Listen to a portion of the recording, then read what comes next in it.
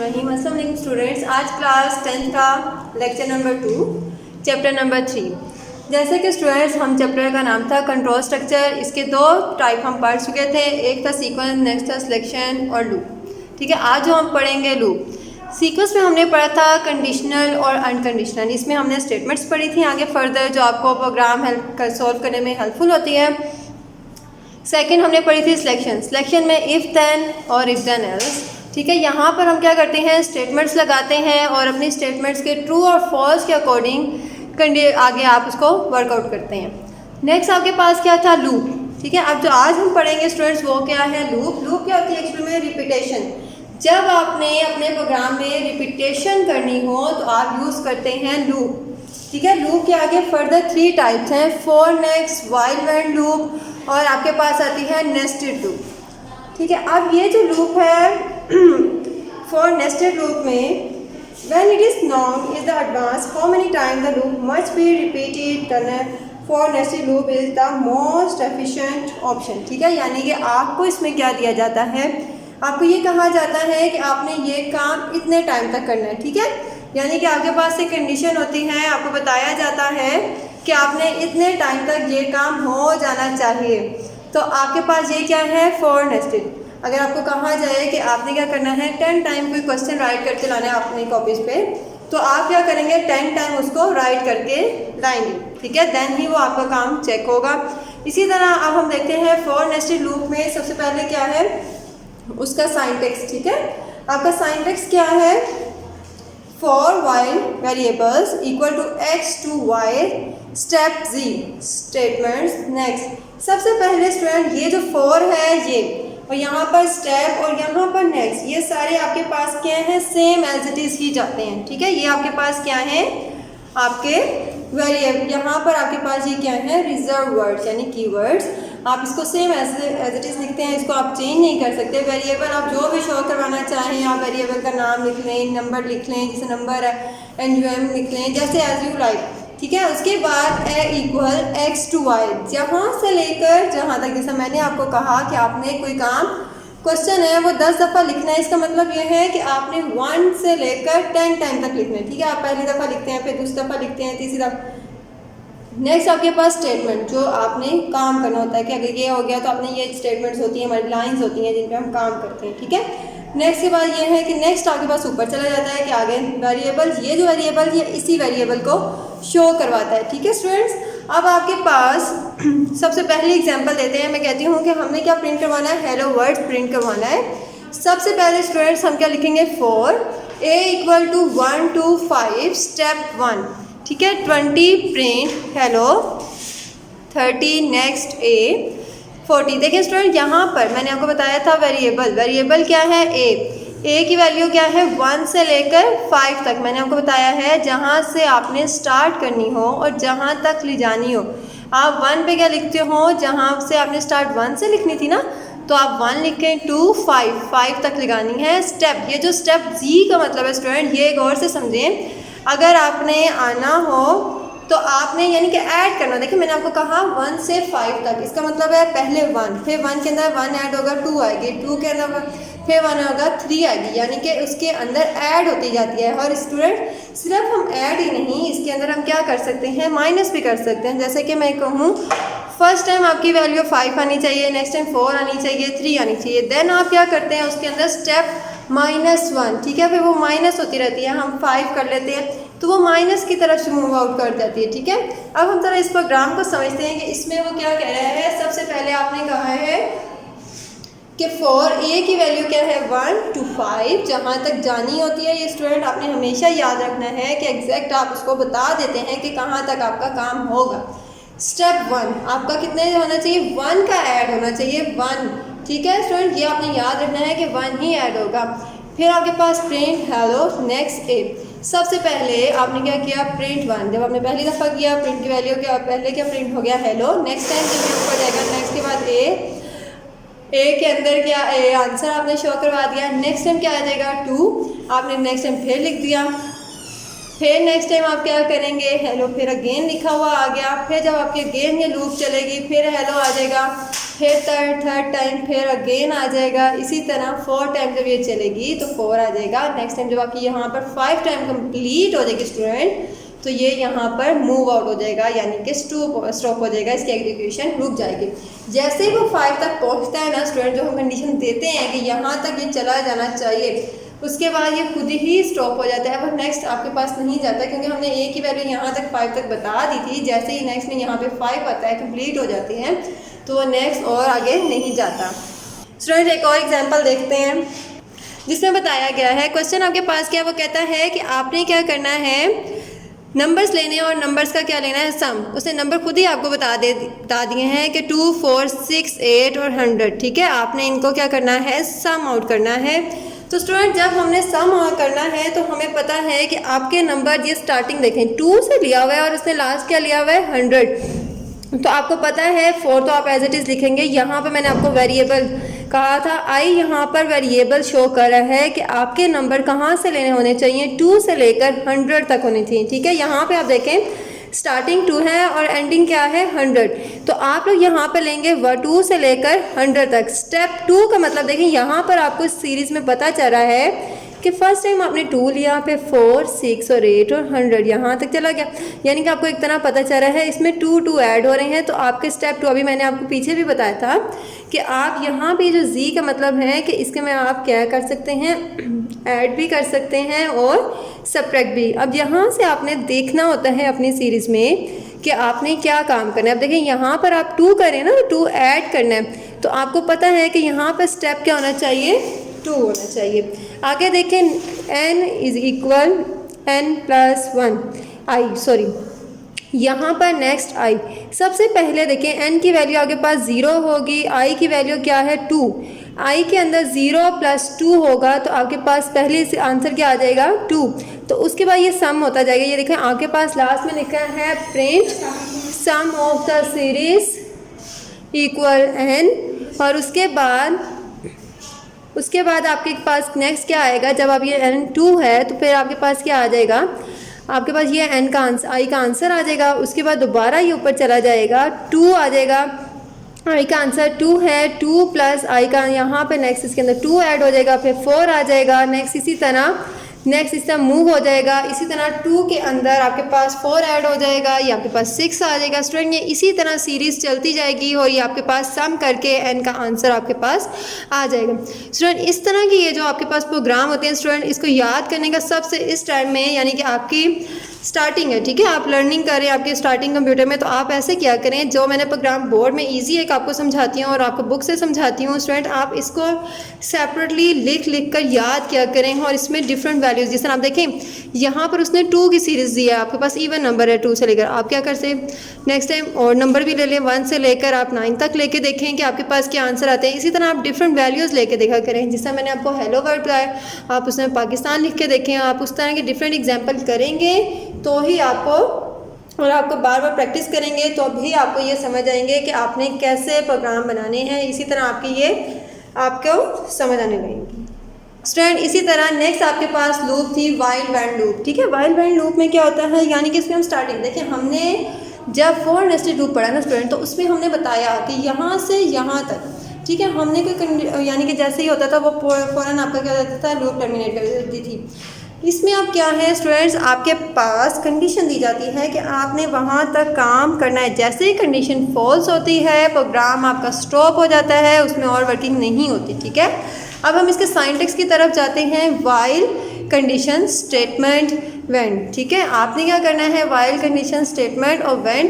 सबसे पहले देखें आपके पास यहीं पे मैंने आपको जैसे ये ऊपर वाला प्रोग्राम एक एग्जांपल समझाई है, सेम एज इट इज़ एक नीचे भी मैंने लिया है। मैंने कहा कि आपने क्या लेना है, एक प्रोग्राम लिखना है जिसमें हेलो वर्ड होना चाहिए 5 टाइम। ठीक है, अब सबसे पहले ए की वैल्यू क्या होनी चाहिए, 1। ठीक है, साइड सी बात है, हम फर्स्ट टाइम लिखेंगे, ए की वैल्यू 1 जाएगी। While A is less than और इक्वल टू 5, जो आपका ए हो वो लेस दैन और इक्वल टू 5। नेक्स्ट आप क्या करेंगे, प्रिंट, यानी कि आपने जो काम करना है वो आप किस में लिखेंगे, प्रिंट स्टेटमेंट में। वो प्रिंट आपको पता है, जो प्रिंट के आगे हम स्टेटमेंट देते हैं वो डबल कोटेशन मार्क में होती है। नेक्स्ट 40 लाइन पे देखें a equal to a plus 1। First time देखें आपके पास a की वैल्यू 1 थी, यहाँ पर आएगा वो कंडीशन चेक करते हैं वाइल में, ठीक है। 1 टाइम आया तो आपने क्या किया, सिंपल आउटपुट आपके पास क्या आ जाएगी, हेलो। नेक्स्ट में देखें यहाँ पर प्रिंट हो गया आपके पास। नेक्स्ट यहाँ पे प्रिंट होने के बाद 40 पे चेक करें, देखें a equal to a plus 1, ठीक है। आपकी a की वैल्यू क्या है 1, 1 के अंदर 1 ऐड हुआ तो a की वैल्यू नेक्स्ट स्टूडेंट क्या आ गई 2, यहाँ पर वो प्रिंट करवा देगा अगेन हेलो, ठीक है। नेक्स्ट लाइन पे मूव आउट करके आपको हेलो प्रिंट करवा देगा। इसी तरह वाइल में आके वो कंडीशन का चेक करेगा, 2 इज़ लेस देन और इक्वल टू 5, अगेन वो मूव कर जाएगा 30 पे, आपका हेलो प्रिंट हो जाएगा। इसी तरह a 40 पे अगेन जाएगा 2 प्लस 1, ये साथ मैंने आपको बताया, देखें यहाँ पर 2 प्लस 1 जब आप करेंगे तो 3 आ जाएगा। अगेन ये प्रिंट करवा के ऊपर चला जाएगा, कंडीशन चेक होगी, अभी 3 क्या है, लेस देन है, ठीक है 5 से। तो आपके पास नेक्स्ट क्या होगा, 3 के अंदर 1 ऐड हो जाएगा, अब ये 4 टाइम वो प्रिंट करवाएगा हेलो। नेक्स्ट आपके पास अगेन जाएगा 4 के अंदर 1 ऐड हो जाएगा 5। स्टूडेंट जैसे ये 5 हो जाएगा यहाँ पर आगे कंडीशन चेक होती है, देखिए a इज़ लेस देन और इक्वल टू 5, आपके पास a जो है वो लेस देन है और इक्वल टू 5 है। जैसे ये 5 होता है आपका प्रोग्राम क्या हो जाता है, स्टॉप, ठीक है। उसके बाद जैसे ही वो 6 अगर करेगा तो आपका प्रोग्राम और नहीं चलेगा, क्योंकि यहाँ पर आपकी कंडीशन फॉल्स हो जाती है। स्टूडेंट वाइल वैन में जब तक कंडीशन चलती रहती है जब तक कि आपका आंसर ट्रू रहता है, ठीक है। जैसे ही आपका आंसर फॉल्स होता है आपका प्रोग्राम स्टॉप हो जाता है, आपकी आउटपुट आना बंद हो जाती है। नेक्स्ट देखिए स्टूडेंट, यहाँ पर आपको एग्जांपल दिया है।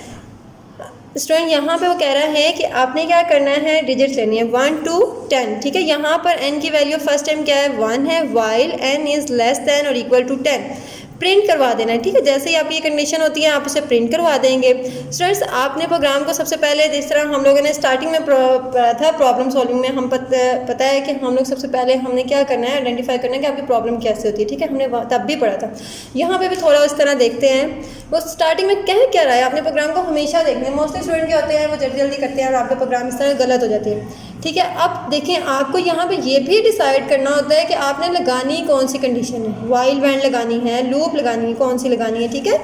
इसी तरह आपके पास देखें जैसे ही प्रोग्राम आता है वो मोस्टली नहीं बताता कि आपने वाइल वैन लगानी है, फॉर लूप लगानी है। जो भी लगा रहे होंगे स्टूडेंट्स वो एक्यूरेट होनी चाहिए, ठीक है। स्टूडेंट यहाँ पर देखिए वो कह रहा है 1 से 10 तक लगनी चाहिए। सबसे पहले n की वैल्यू हमने 1 लिया, n आपको यहाँ पर एक वेरिएबल है स्टूडेंट। उसके बाद हमने वाइल में पढ़ा था हम कंडीशन देते हैं, ठीक है। हमने पढ़ा ना डिसीजन सिंबल, जो हम उसमें सिंबल्स पढ़ते थे, यहाँ पर हमने जब कंडीशन देनी होती है तो हम इसी तरह लिख देते हैं n इज़ लेस देन और इक्वल टू 10, यानी कि आपकी यहाँ पे कंडीशन शो कर रही है कि आपका n क्या होना चाहिए, एक तो लेस देन भी होना चाहिए, इक्वल टू 10।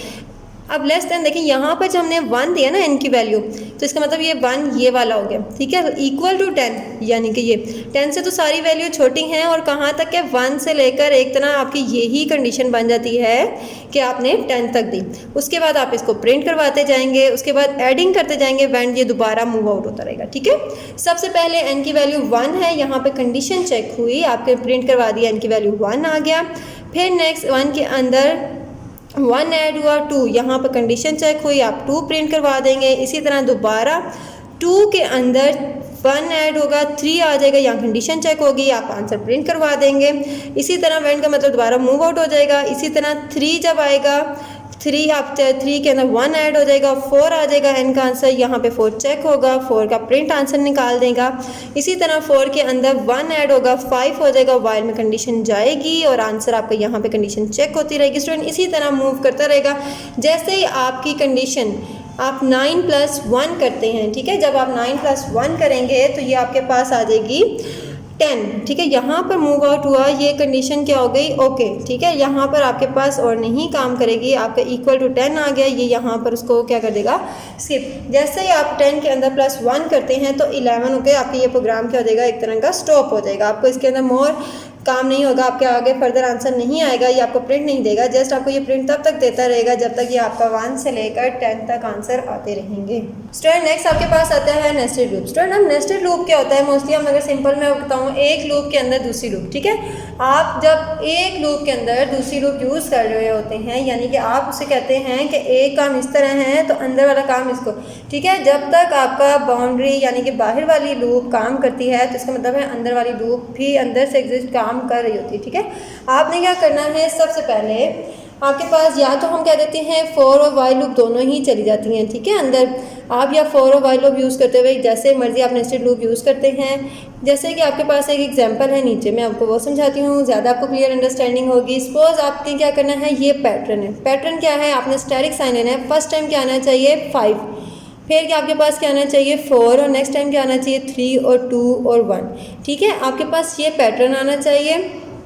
आपने क्या करना है, सबसे पहले मैं आपको ये समझाती हूँ। आपने क्या लिखा 10 4 y इज इक्वल टू 5 2 और 1, यानी आपने क्या करना है 5 से लेकर 1 तक आपके ये आने चाहिए।